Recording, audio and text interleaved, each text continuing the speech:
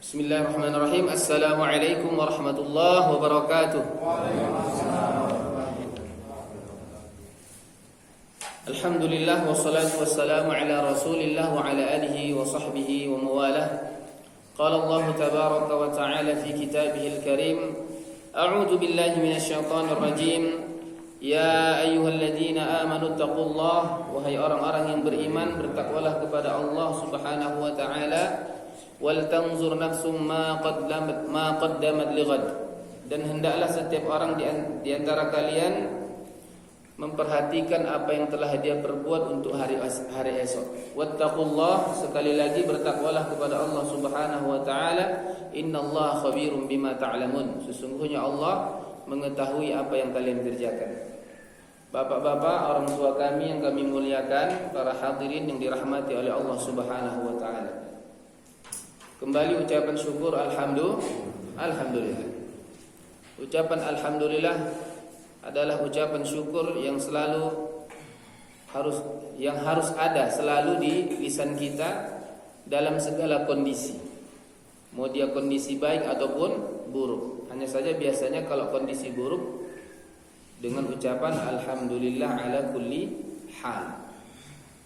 Yang jelas tetap bersyukur kepada Allah Subhanahu wa taala, karena sebagai seorang mukmin, kalau kita mengerti tentang manfaat semua yang ditakdirkan Allah, maka kita akan mengatakan tidak ada yang buruk, semuanya baik. Tidak ada yang buruk, semuanya baik. Karena Rasulullah SAW bersabda dalam hadis yang sahih diriwayatkan Imam Muslim, ajaban li amril mu'min, sungguh mengagumkan sekali urusan kehidupan seorang mukmin. Jadi Rasulullah sampai kagum sekali. Kenapa Rasulullah kagum? Kata Rasulullah, inna amrahu kullahu khair, karena seluruh urusan kehidupannya baik semua, enggak ada yang buruk. Enggak ada yang buruk. Semua urusan kehidupannya baik semua. Kenapa bisa begitu? Rasul mengatakan in asabathu sarra syakar. Kalau dia mendapatkan hal-hal yang baik, yang menyenangkannya, yang membahagiakannya, membuatnya gembira berupa nikmat rezeki, dia bersyukur. Fakana khairul lah, maka itu tentu menjadi baik, bahkan lebih baik bagi dirinya.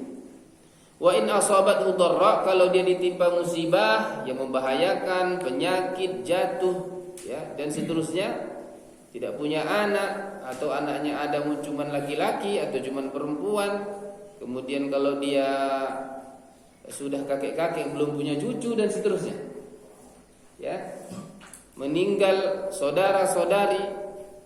Yang jelas semua urusan kehidupan itu ada baik ada buruk. Kalau yang buruk dia dapatkan, dia bersabar, kata Rasulullah, maka itu pun menjadi baik bagi dirinya.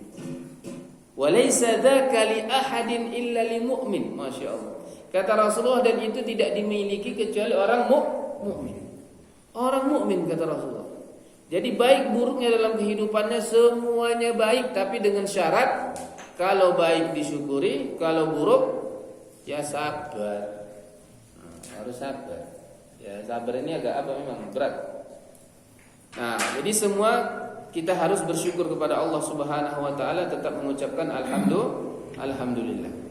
Salawat dan salam kepada baginda Rasulullah sallallahu alaihi wasallam. Kita berdoa kepada Allah di majelis yang mulia ini, karena majelis yang mulia ini termasuk majelis yang doanya diistijabahkan, ya. Apalagi kalau di majelis taklim ini, sebagaimana hadis-hadis Rasulullah sallallahu alaihi wasallam menerangkan bahwasanya dihadiri oleh para malaikat. Cuman kita nggak tahu, nggak lihat. Untuk itu kita berdoa kepada Allah, mudah-mudahan Allah memberikan kekuatan kepada kita untuk terus mempelajari sunnah-sunnah Rasulullah, mempelajari agama Rasulullah SAW, mempelajari agama Islam. Itu yang pertama. Itu yang doa kita, mempelajari agama Allah. Yang kedua, kita juga diberikan kekuatan untuk bisa mengamalkannya. Nah, itu yang kedua. Yang kedua, bisa mengamalkannya. Kemudian yang ketiga, kita juga tidak lupa untuk mengajarkannya kepada orang lain. Dan orang lain yang paling dekat itu adalah siapa? keluarga kita. Lalu nanti masyarakat, lebih luas lagi mungkin berbangsa dan bernegara, dan dakwah mungkin dalam skala internasional. Kemudian kita bersabar seperti itu, istiqamah sampai akhir hayat. Itulah 4 ciri orang yang beruntung. Semoga Allah Subhanahu wa taala mengaminkannya. Amin. Para malaikat juga mengaminkannya. Amin. Amin ya rabbal alamin. Amin artinya istijabah. Kabulkanlah ya Allah. Amin itu artinya istajib. Kabulkanlah ya Allah, perkenalkanlah ya Allah. Baiklah Bapak-bapak, orang tua kami yang kami muliakan, para hadirin yang dirahmati oleh Allah Subhanahu wa taala. Kita akan melanjutkan pembahasan kita tentang sunnah-sunnah harian. Ya, ini kitab kita yang kita bahas namanya As-Sunan Al-Yaumiyah, sunnah-sunnah harian. Sunnah-sunnah harian di sini maksudnya sunnah yang dikerjakan berpahala, yang ditinggalkan tidak mengapa, tidak apa-apa. Tapi bukan berarti dengan mudahnya kita meninggalkannya ya. Kemarin sudah kita bahas bahwasanya Allah Subhanahu wa taala memerintahkan kita dan melarang kita. Perintah Allah ada 2, larangannya ada juga 2. Lalu yang tidak diperintahkan dan tidak dilarang itu 1. Perintah Allah ada 2, yang pertama yang wajib, yang harus dikerjakan. Dikerjakan berpahala, ditinggalkan berdosa. Itu namanya wajib, perintah wajib. Lalu nanti ada di bawahnya perintah sunnah. Itu kita kerjakan berpahala, ditinggalkan tidak apa-apa. Tapi dia kalau ditinggalkan, dia itu akan mengurangi derajat kemuliaan kita. Ya, derajat kemuliaan kita. Karena Allah Subhanahu wa taala mengatakan inna akramakum indallahi atqakum. Sesungguhnya orang yang paling mulia di antara kalian adalah orang yang paling bertakwa. Kata ulama, takwa itu ada 3 tingkatannya. Bertakwa, lebih bertakwa, paling bertakwa. Bertakwa, lebih bertakwa, paling bertakwa. Ibaratnya kalau ada sebuah sifat misalnya besar, lebih besar, paling besar. Ganteng, lebih ganteng, paling ganteng. Cantik, lebih cantik, paling cantik. Nah, gitu ya. Begitu juga bertakwa, lebih bertakwa dan paling bertakwa. Yang paling bertakwa, yang paling akhir. Nah, kalau kita rujuk definisi takwa yang paling simpel, melaksanakan perintah, menjauhi larangan. Melaksanakan perintah, menjauhi larangan. Perintah ada 2, larangan ada 2. Yang tidak diperintahkan dan tidak dilarang itu 1. Jadi orang yang bertakwa, ya, nanti perintah ada 2 tadi ya, wajib sama sunnah. Kalau larangan ada haram, ada makruh. Kemudian yang tidak dilarang dan tidak diperintahkan itu mubah namanya. Nah, jadi orang yang bertakwa itu standar minimalnya yang wajib dilaksanakan, yang haram ditinggalkan. Itu namanya orang bertakwa. Itu sudah bertakwa namanya. Kalau sudah yang wajib dia kerjakan, yang haram dia tinggalkan, dia berusaha seperti itu, segenap tenaga dia lakukan, itu orang yang bertakwa minimal. Kalau terjerumus Ustaz, ya kadang-kadang namanya manusia ini kan ada godaan, cobaan, dia melanggar perintah wajib atau melanggar larangan haram. Gimana Ustaz? Apakah dia tidak bertakwa? Tetap bertakwa. Asal dia nanti kembali dalam artian dia beristighfar, minta ampun kepada Allah, begitu ya. Tapi orang yang tidak peduli dengan kewajiban, tidak peduli dengan yang haram, ya, yang wajib, begitu bangun tidur nggak peduli, ini bukan orang yang bertakwa. Ini namanya asin, orang yang bermaksiat. Kemudian nanti yang lebih bertakwa, dia menambah yang wajib dengan yang sunnah, dikerjakan yang sunnah-sunnah. Kemudian yang haram dia tinggalkan, bukan hanya yang haram tapi yang makruh dia tinggalkan. Itu yang lebih bertakwa. Lalu orang yang paling bertakwa, sampai yang mubah pun dia jadikan sarana beribadah kepada Allah. Allahu Akbar. Itu orang yang paling bertakwa. Seperti makan minum itu mubah ya. Makan minum mubah. Artinya kalau kita makan minum itu tidak mengandung pahala dan dosa. Tetapi kalau itu dikerjakan dengan sunnah Rasulullah, diniatkan untuk taqarrub, mendekatkan diri kepada Allah, menambah kekuatan untuk beribadah kepada Allah. Lalu cara minumnya dengan sunnah Rasulullah.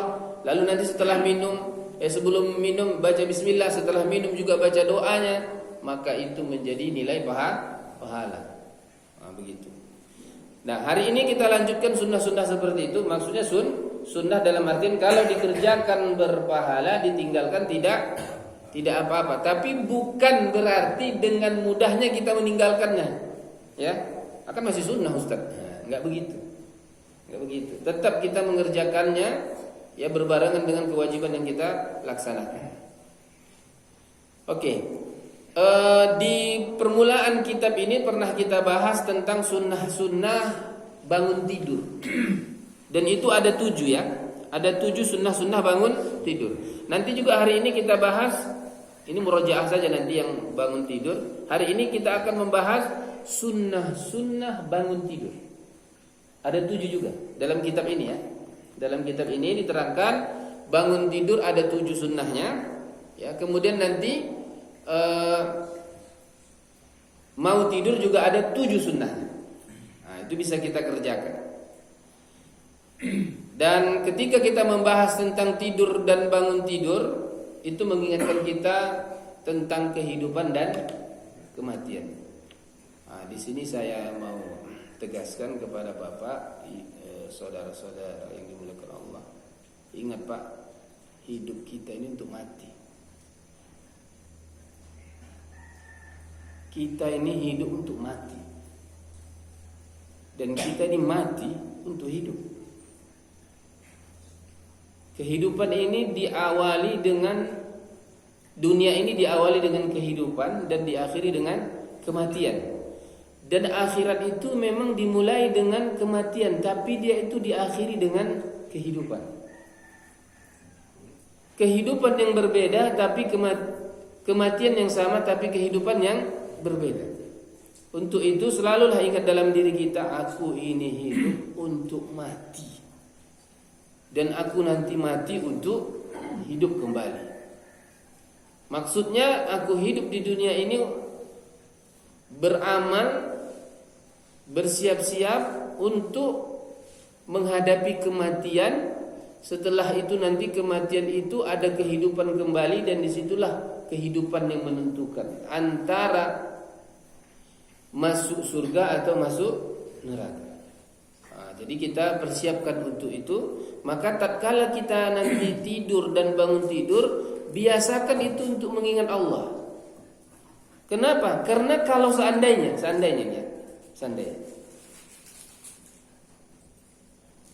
tidur saja kita tidak mengingat Allah, lalu bangun tidur saja kita tidak mengingat Allah, lalu bagaimana nanti kematian itu yang sebenarnya? Kenapa? Karena yang namanya tidur itu bentuk dari kematian. Dan Allah ingatkan kita dengan kematian sementara berupa tidur itu. Kemudian nanti kita bangun lagi, ya, mengingatkan kita tentang adanya kematian dan kehidupan. Nah, jadi kalau sudah terbiasa kita kalau mau tidur itu baca doa, sebelumnya ada zikir-zikirnya atau sunnah-sunnah yang sudah kita sampaikan, terbiasa dengan itu, lalu nanti kita bangun tidur juga seperti itu, insya Allah nanti mudah-mudahan begitu nanti ajal kita mau dijemput oleh malaikat, kita terbiasa dengan itu, mengingat Allah, sehingga kita nanti matinya, meninggalnya, ya, dengan cara yang baik yang disebut dengan husnul khatimah. Nah, begitu. Jadi ini diingatkan kita seperti itu. Nah, kita murajaah, ada 7 sunnah yang bisa kita kerjakan kalau bangun tidur, ya. Yang pertama kita bacakan cepat. Yang pertama adalah gosok gigi. Kalau Rasulullah pakai apa? Siwak, ya. Jadi bangun tidur itu langsung siwak. Ustaz, gimana Ustaz? Bukan baca doa dulu, Ustaz. Ya, jadi sunnahnya siwak dulu. Memang kalau kita pakai siwak nggak butuh air, ya, nggak butuh odol, makanya begitu bangun langsung diambil, langsung bisa gosok gigi, ya. Tapi kalau kita yang nggak pakai siwak, ya ke kamar mandi dulu jadinya, kan, ya. Nah, jadi pakai siwak, dan itu juga boleh gosok gigi dengan apa? Dengan sikat gigi dan Pepsodent misalnya, bukan Pepsodent, nanti dia anggap apa pula, ya. Ini kan ada kamera pula, bukan iklan, ya. Odol lah kita bilang. Nah, jadi di situ kita bersiwak dulu, lalu setelahnya baru membaca doa bangun tidur. Nah, gitu dia sunnahnya. Siwak dulu baru baca doa bangun tidur. Biasanya kita Baca doa dulu baru tidur. Baca doa bangun tidur dulu baru bersiwak. Itu dikarenakan kita memang kebiasaan kita memang siwaknya di kamar mandi ya. Nah, kalau pakai siwak biasa itu ya tidak mesti pakai air, jadi begitu bangun tidur bisa langsung siwakan, dan itu yang terbaik karena itu sunnah Rasulullah. Karena memang ketika kita nanti melafazkan nama-nama Allah itu dalam keadaan bersih dan suci dan tidak bau. Nah, itu dia maksudnya kenapa siwak dulu. Gitu ya, sunnahnya begitu. Lalu nanti yang kedua apa? Membaca doanya, doa bangun tidurnya, yaitu mengucapkan alhamdulillahilladzi ahyana ba'da ma amatana wa ilaihin nusyur. Cobalah doa itu saja mengingatkan kita tentang kematian dan kehidupan kembali. Alhamdulillah, segala puji bagi Allah alladzi yang ahyana menghidupkan kita. Ba'da ma amatana, setelah mematikan kita. Jadi tidur itu termasuk al-maut, kematian. Bangun tidur itu kehidupan kembali. Untuk itu nanti pada hari akhir zaman itu kan disebut nanti kiamat ya. Hari kiamat itu kan kalau bahasa Arab kiamah itu masdar dari qama yaqumu qiyaman. Artinya bangun. Di antara makna qama yaqumu qiyaman itu bangun. Jadi nanti pada hari kiamat kita dibangunkan kembali. Oh gitu. Lalu nanti apa? Bangun lalu berdiri. Itulah disebut dengan qiyam, kan berdiri. Qaim itu berdiri. Maka disitulah semua nanti manusia berdiri menghadap Allah. Oh, berkumpul menghadap Allah. Yauma yaqumun nasu lirabbil alamin. Kan begitu ayatnya dalam surah Al-Mutaffifin. Pada hari di mana nanti semua manusia berdiri menghadap Tuhan alam semesta. Oh, gitu dia. Jadi begitu nanti kita diwafatkan, ya nanti ada kehidupan khusus nanti dalam barzakh, dalam alam kubur itu. Lalu nanti kita dibangkitkan. Begitu dibangkitkan seperti kita dibangkitkan dari tidur. Maka berdiri, disitulah kita akan melihat kebesaran Allah Subhanahu wa taala. Nah, itu yang kedua. Yang ketiga, mengusap apa? Wajah. Jadi memang sunnah hukumnya kalau kita bangun tidur wajahnya diusap. Diusap wajahnya. Dan itu diniatkan mengikuti sunnah Rasulullah. Kalau tidak, ya dia tidak bernilai pahala. Karena niat itu mempengaruhi amalan. Bisa menjadi dosa, bisa menjadi pahala, atau tidak memiliki apa-apa. Jadi begitu kita mengusap wajah bangun tidur, niatkan aku ini ingin mencontoh Rasulullah. Kenapa? Karena mengusap wajah itu termasuk adat kebiasaan, bukan ibadah. Kalau sholat ibadah, baca Quran ibadah, zikir ibadah, zakat ibadah, ya maksudnya ibadah murni. Tapi kalau yang namanya berjalan, duduk, kemudian mengusap wajah, mencuci tangan, mandi, itu adalah kebiasaan. Itu kebiasaan yang secara asal tidak bernilai pahala dan tidak bernilai dosa, kecuali niat yang mempengaruhi.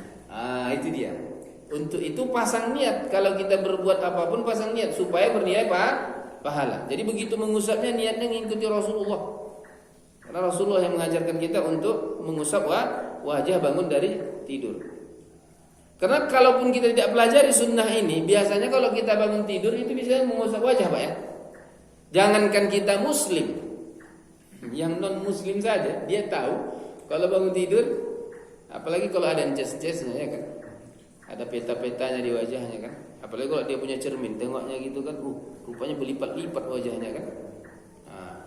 Tapi itu tadi, sebagai seorang muslim yang mencintai Rasulullah, yang paham agama Allah, kita niatkan itu untuk mengikuti Rasulullah. Lalu nanti melihat langit, melihat ke atas maksudnya. Sunnah hukumnya bangun tidur lihat ke atas. Ngapain? Baca ayat, ini sunnah yang kelima, baca ayat 10 terakhir surah Ali Imran. Ya kalau hafal. Yang dimulai dengan inna fi khalqis samawati wal ard, itu dia. Baca apa Pak?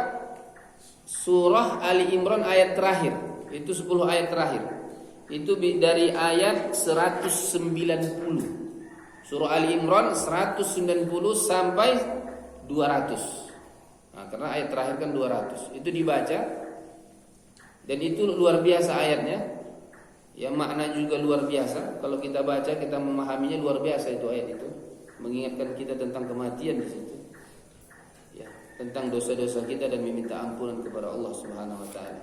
Itu yang kelima. Lalu nanti ada keenam, kita membasuh kedua tangan.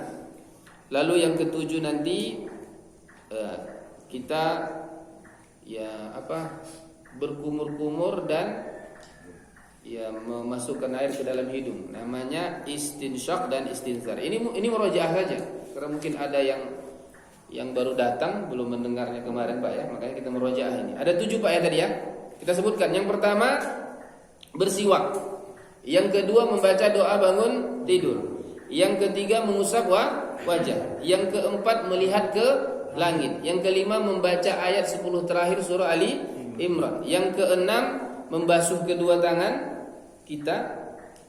Di sini ada istilah ulama masalah membasuh kedua tangan setelah bangun tidur. Ada yang mengatakan wajib lagi. Wajib hukumnya, bukan sunnah, wajib. Di bangun tidur itu harus membasuh kedua tangan kita 3 kali. Bahkan ada sebagian ulama mengatakan wajib. Karena kalau itu tidak dibasuh, dilarang menyentuh misalnya minuman gitu kan, atau air, memasukkan air ke dalam bejana itu dilarang. Karena dikhawatirkan banyak kuman-kuman yang tidak sehat di tangan kita ketika kita tidur. Kemudian nanti yang ketujuh adalah kita berkumur-kumur, kemudian memasukkan air ke dalam hidung kita 3 kali. Itu 3 kali sunnahnya. Kumur-kumur sekalian memasukkan air ke dalam hidung lalu mengeluarkannya sampai 3 kali. Dan itu memang ada hadisnya yang menunjukkan bahwasanya kalau kita tidur, di antara yang dilakukan syaitan itu dia akan menginap di hidung kita. Nginap di hidung kita. Itu hadisnya ada. Ya. Dan itu tidak kita ulangi lagi, itu ada hadisnya. Dan cara mengusirnya adalah dengan memasukkan air ke dalam hidung lalu kita hembuskan kembali. Dan itu Pak dibiasakan, dia masuk ke hidung, betul-betul masuk dia. Dan biasanya kalau orang yang belum terbiasa itu langsung rasa rasa menyengat itu kalau dimasukkan gitu ke hidung kita. Begitu dia, bukan hanya sebatas gitu-gitu, bukan. Memang betul-betul dimasukkan air itu sampai dia, kalau orang yang belum terbiasa itu bisa matanya juga agak merah sedikit dia kalau belum terbiasa. Itu juga untuk menjaga kesehatan kita, menjaga agar kita jangan sering-sering pilek. Atau kalau kita punya penyakit sinus namanya ya. Sinus namanya Pak ya. Itu juga untuk menguranginya. Ya bukan hanya itu obatnya ya, tidak.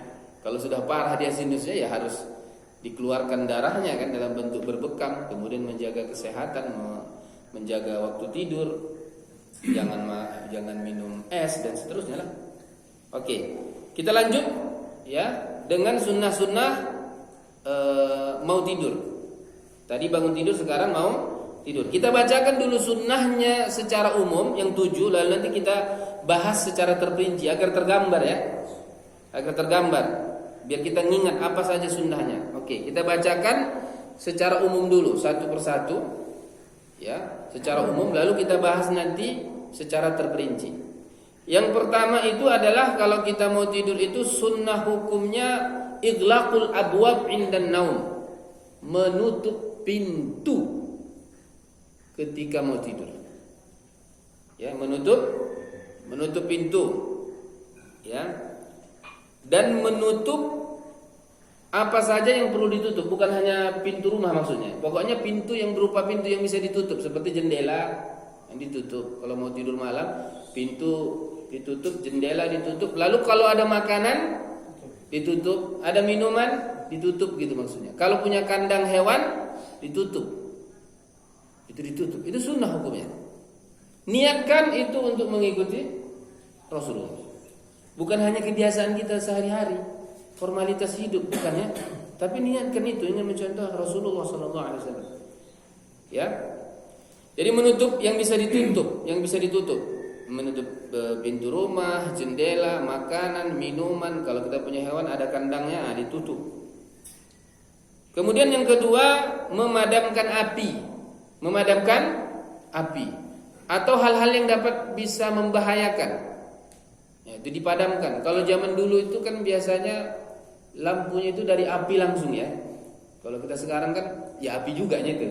Karena orang listrik apa namanya itu? PLN bilangnya api namanya. Api juga itu, cuman apinya berbeda dia. Sehingga dia juga bisa membuat rumah kita terbakar dengan adanya arus listrik ini. Nah, yang jelas memadamkan api, kalau zaman dulu itu lampunya itu langsung dari api itu dipadamkan. Makanya dalam hadis yang lain disebutkan memadamkan lentera atau lampu. Oh gitu. Ini juga termasuk sunnah dia dipadamkan kalau kita mau tidur. Nanti kita bahas. Kemudian yang ketiga itu adalah berwudu sebelum tidur. Berwudu sebelum tidur itu yang ketiga. Yang keempat, nafdul firasyi qabla al-ittija' alaihi, mengibaskan tempat tidur kita itu sebelum kita berbaring di atasnya. Jadi kalau kita mau tidur, sebelum tidur itu sunnahnya dia apa? Dikibas namanya ya. Kibas, dibersihkan begitu. Itu sunnah hukumnya. Dan niatkan itu mengikuti Rasulullah. Jangan tak ada niat itu. Kalau tak ada niatnya biasalah seperti kebiasaan. Jadi tidak bernilai pahala dia. Untuk itu selalu dikatakan oleh Abu Bakar radhiyallahu anhu. Siapa yang enggak kenal Abu Bakar ya? Abu Bakar radhiyallahu anhu adalah sahabat Rasulullah yang paling mulia. Bahkan dikatakan para ulama, manusia yang terbaik setelah Nabi itu adalah Abu Bakar. Setelah Nabi siapa? Abu Bakar. Karena ayatnya kan seperti itu. Minal ladina, karena nanti kan an'amta alaihim. Karena kan dalam surah Al-Fatihah kita selalu berdoa Pak ya. Ihdinas siratal mustaqim, siratal ladzina an'amta alaihim. Ya Allah, tunjukilah kami jalan yang lurus. Jalan siapa itu? Jalan orang-orang yang Engkau beri nikmat kepada mereka. Jadi jalan kenikmatan. Dan orang-orang yang sudah Engkau berikan kepada mereka kenikmatan itu baik di dunia maupun nanti di akhirat. Siapa mereka? Dalam surah An-Nisa itu dijelaskan. Pertama, minan nabiyyin. Jalan orang yang lurus itu adalah jalan para nabi. Satu. Yang kedua, as-siddiqin. Siddiq. Gelar yang kedua Siddiq. Jadi Abu Bakar as-Siddiq. Jadi nabi setelah nabi namanya Siddiq. Abu Bakar termasuk Siddiq. Lalu nanti yang ketiga asy-syuhada. Orang-orang yang mati syahid. Kemudian sholihin, orang-orang soleh. Jadi 4 golongan manusia yang terbaik: nabi, siddiq, syahid, dan soleh. Nabi, siddiq, syahid, soleh. Itu 4 orang. Nabi, siddiq, syahid, soleh. Kalau jamaknya an-nabiyyin, was-siddiqin, was-syuhada, was-solihin. Jadi Abu Bakar itu adalah Siddiq gelarnya. Jadi dia adalah golongan yang terbaik kedua setelah para nabi dan rasul. Nah, jadi beliau itu termasuk orang yang paling banyak pahalanya. Pertanyaannya, kenapa bisa begitu? Karena beliau menjadikan semua aktivitasnya bernilai pahala seperti para nabi. Jadi dia tidak hanya mencari pahala dengan sholat, baca Quran, bukan gitu. Sampai dengan duduknya, berdirinya, makannya, minumnya, tidurnya, yang itu berupa keseharian itu dijadikan amal ibadah, maksudnya begitu. Itulah cara kita menambah pahala. Mungkin kalau kita disuruh sholat tahajud tiap malam tak sanggup. Baca Quran setiap hari itu misalnya 1 halaman saja tidak sanggup kita. Ya kan Pak? Atau kita disuruh berpuasa, berinfak tiap hari tidak sanggup. Nah, keseharian inilah yang kita jadikan ladang untuk menambah pahala dengan menghadirkan niat. Seperti apa tadi? Seperti mengibaskan ya tempat tidur kita itu. Itu kan hal kebiasaan yang mudah dikerjakan, yang tiap hari mungkin kita kerjakan, tiap malam kita kerjakan. Tapi itu tidak bernilai pahala kalau kita tidak ada hadirkan niat. Kan jadi sia-sia jadinya kan. Jadi kalau kita nanti di akhirat, begitu nanti ditimbang-timbang pahala kita kok bisa sedikit kan begitu. Kenapa? Karena biasanya kita menghadirkan niat hanya ketika beribadah murni dia. Nah ini enggak. Sampai kita nanti duduk, berdiri, sampai senyum, niatkan untuk membahagiakan saudara kita. Karena itu sunnah Rasulullah, tabassumuka fi wajhi akhika laka shadaqah. Jadi niat senyum kita membahagiakan orang tua. Walaupun sebenarnya kalau ibaratnya apa, senyum itu ada yang dia gimana ya, keluar dengan kejujuran gitu ya. Senyum itu, ya kan Pak? Ada yang keluar dengan kejujuran, ada yang keluar dengan ya kebohongan, nah kan begitu. Nah, jadi kalau kita menghadapi saudara kita namanya tabassum. Tabassum itu kalau orang yang paham bahasa Arab, dari tabassama ya tabassamu, bukan basama, bukan ibtasama. Orang yang paham bahasa Arab ngerti. Tabassama itu dari wazan tafa'ala, itu menunjukkan ada usaha di situ. Memang dia nggak senyum kok. Jumpa sama orang biasa aja. Cuman karena dia mendengar hadis itu dia berusaha senyum. Gitu maksudnya. Karena kalau disuruh senyum secara alami itu ya itu membutuhkan pembiasaan dulu, baru nanti dia menjadi sebuah apa ya, sebuah karakter atau tabiat lah yang menyatu pada dirinya. Sehingga ada orang yang mudah senyum, kita katakan Pak ya. Itu bapak itu mudah senyum itu. Mudah senyum. Ada orang memang dilahirkan begitu lahir ya wajahnya udah wajah senyum kan. Makanya termasuk kebaikan Pak Soeharto itu yang terkenal dengan apa? Smiling General. Gelarnya dalam skala internasional Pak Soeharto, termasuk kelebihan beliau itu adalah jenderal yang senyum, yang tersenyum. Karena wajahnya wajah senyum gitu. Padahal jenderal kan, penguasa gitu. Ya, wajah senyum, tapi keputusan bisa buat orang nggak bisa senyum kan. Nah, tapi tetap seperti itu. Jadi ada usaha di situ. Yang jelas begitu kita nanti mau tidur, termasuk sunnahnya kita kibaskan itu dengan niat mengikuti Rasulullah SAW. Kemudian yang kelima, sunnahnya adalah an-naumu 'ala syaqqil aiman. Kita mulai tidur itu dengan sisi sebelah kanan. Ya, sisi sebelah kanan itu terbukti dari sisi kedokteran itu lebih menyehatkan daripada sisi sebelah kiri. Karena kiri itu jantung ya. Nah, jadi agak tertekan nanti darahnya kalau kita sebelah kiri. Bahkan orang Arab mengatakan orang-orang cerdas itu tidurnya sebelah kanan. Orang-orang tua itu, orang-orang tua. Termasuk saya ini. Sebelah kanan ya. Tapi kalau orang yang nggak mengerti dia, itu dia tidurnya sebelah kiri. Kemudian kalau orang-orang awam seperti orang-orang miskin itu maksudnya. Tapi kita nggak menghina ya. Itu tidurnya gini, apa namanya? Telentang ya. Itu. Makanya orang-orang yang capek kerja itu kan bebas gitu kan? Kemudian nanti kalau setan berdirinya tidurnya gimana Pak? Telungkup.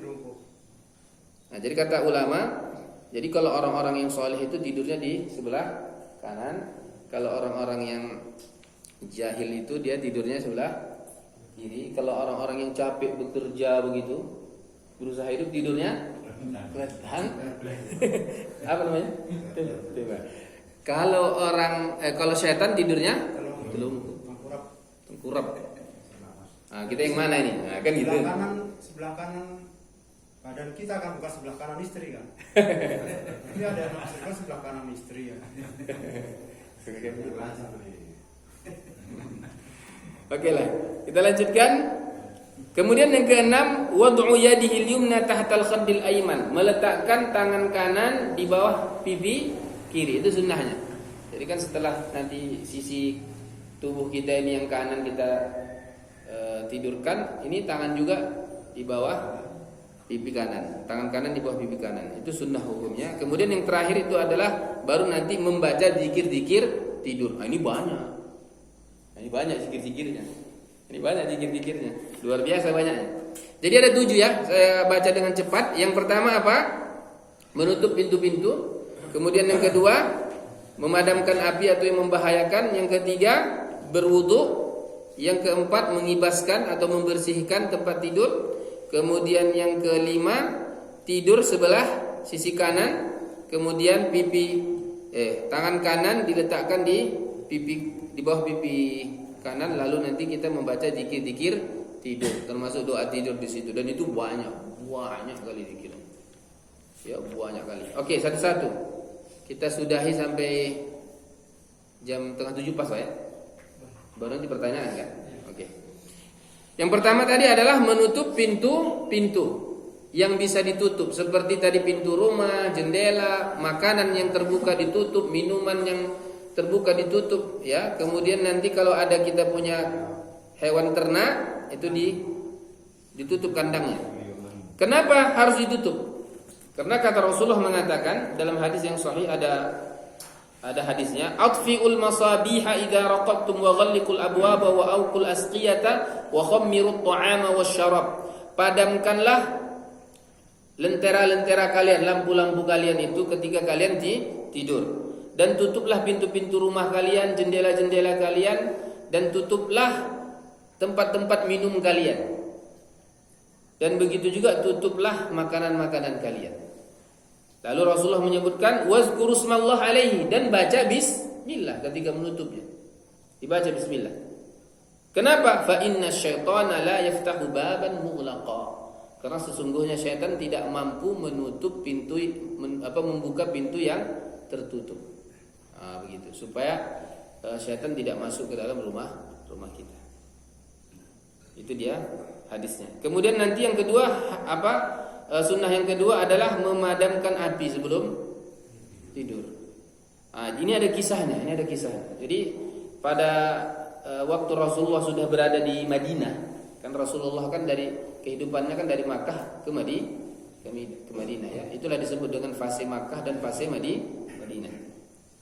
Jadi Rasulullah ketika hidup di Madinah itu ada rumah salah seorang sahabat itu yang terbakar di malam hari. Maka Rasulullah pun diberitahu tentang kebakaran itu. Maka Rasulullah pun bersabda dalam hadis yang sahih, la tatrukun nara fi buyutikum hina tanamun. Jangan kalian biarkan api menyala di rumah kalian ketika kalian tidur. Itu ada hadisnya. Lalu Rasulullah mengatakan, inna hadhihi naru innama hiya aduun lakum fa idza nimtum fa atfi'uha ankum. Api ini adalah musuh kalian. Api ini juga termasuk musuh kalian, ya. Maka bila kalian tidur padamkanlah. Itu ada hadisnya. Kemudian juga Rasulullah sebutkan alasannya kenapa harus dipadamkan. Misalnya kalau ada lampu dulu, zaman dulu itu kan ada lampu, ya, harus dipadamkan. Kenapa kata Rasulullah? Fa innal fuwaisiqa rubbama jarrat al-fatilata fa ahraqat ahlal bait.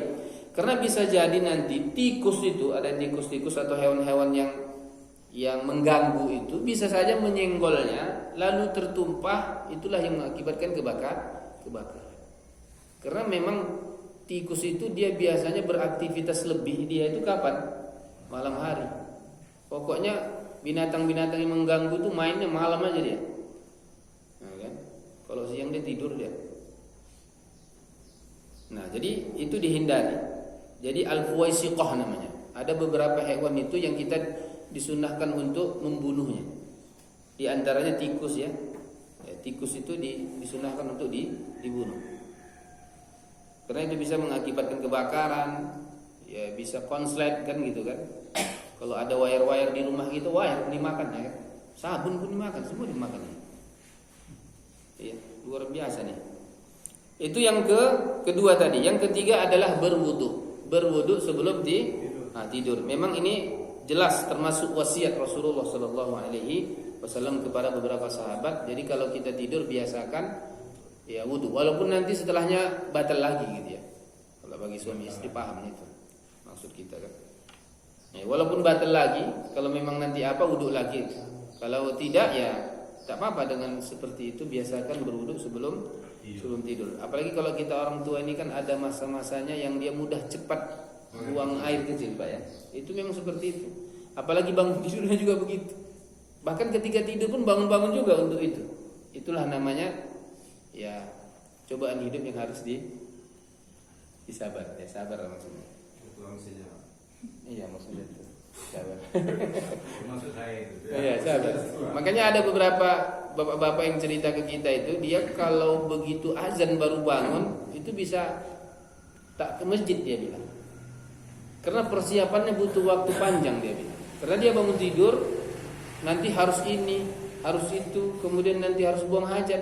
Jadi kalau begitu azan bangun, pasti terlambat ke masjid. Udah siap orang sholat di masjid. Karena ada orang-orang seperti itu. Ya. Bahkan dia menunggu gitu, menunggu. Ada orang tuh yang menunggu dia. Artinya kalau dia buang air kecil misalnya, langsung dia bergerak, misalnya sudut ruku, keluar sendiri dia. Ada orang-orang seperti itu. Sehingga dia membutuhkan apa? Rentang waktu dulu gitu, menunggu gitu.